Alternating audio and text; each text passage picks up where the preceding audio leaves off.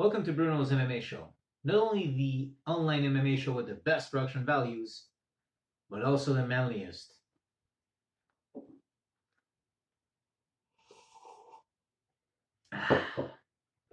So, in this episode, I wanted to discuss the Sambo jacket, specifically in comparison to the Brazilian Jiu-Jitsu jacket. Now, I want to start by saying that I don't think that any martial art is superior to the other. And when it comes to grappling, grappling is grappling to me.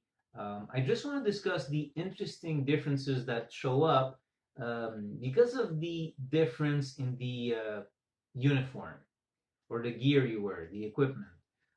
These small differences in very similar equipment are going to create some changes in how people will grapple in those styles. And I wanted to bring it up because I haven't seen it really brought up elsewhere, or at least I'm sure it's somewhere online, but I haven't really seen people discuss it as much as their expectations of what someone from this or that other style might do overall. But I haven't seen like details of how the difference in jacket will create different choices in grappling. So the Brazilian Jiu-Jitsu jacket is basically like a very sturdy jacket. It's open, and you close it by putting the belt around it. The Sambo jacket already is a bit different. So as you can see, the belt goes inside the jacket. Now, obviously that means the belt falls a lot less. What does that change? Well, you'd think maybe that changes the fact that in Brazilian Jiu-Jitsu, when someone is more tired, and hey, I've done it, you stall a little bit between your rolls. You place your jacket again, you tie your belt, and maybe you take a bit longer to catch your breath if you're losing the previous rolls, and you stall a little bit, or you see when the other person does it too.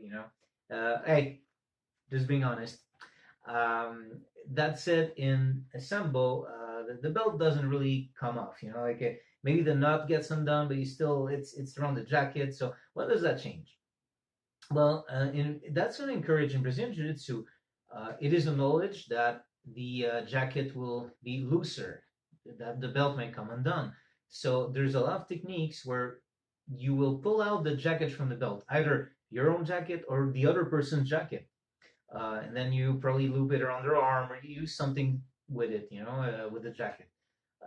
So, for example, back in my Brazilian Jiu-Jitsu days, I would roll with this guy who was really good with that. Like, if I was in a bad position and I heard like a zzz, like I knew he was pulling the jacket out of his belt, and I was going to be in trouble. I was going to loop it around my arm or something. Anyway.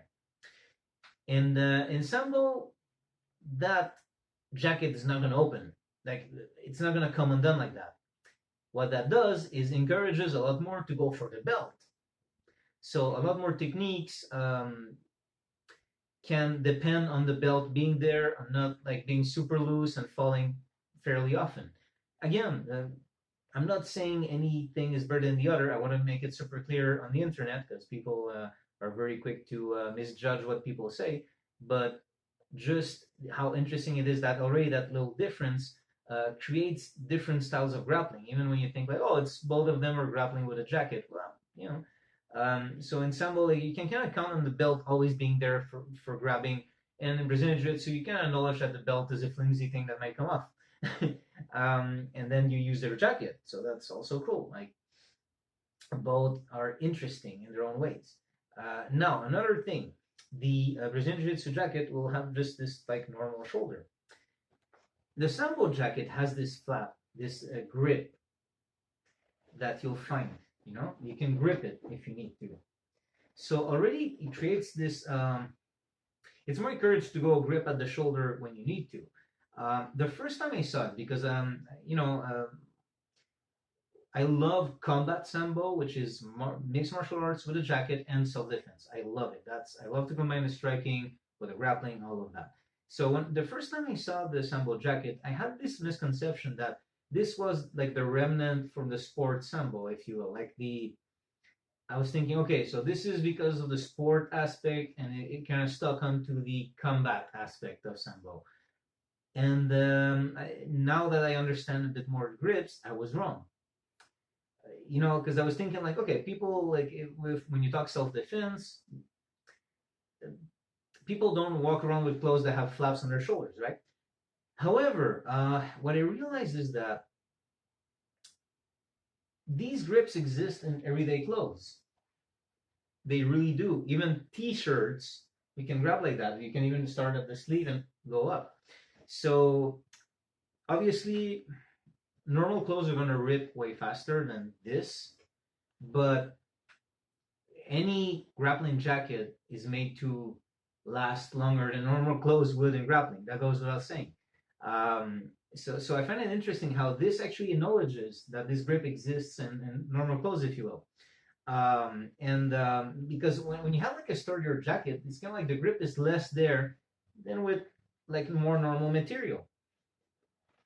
So that's an interesting aspect that changes kind of like where you're gonna go grip. Now, I'm not saying this is better, this is worse. It's just like it creates this difference where your grips are gonna go elsewhere, if you will. Don't get me wrong. Like anyone who's well versed in any of these two arts of grappling are gonna do very well in defending themselves. So these are just like these little details. Again, in Sambo, actually, now we're talking about the jackets, but also as a little side note, in Sambo, you don't have long pants, you have shorts. So that does create differences in how people will grapple.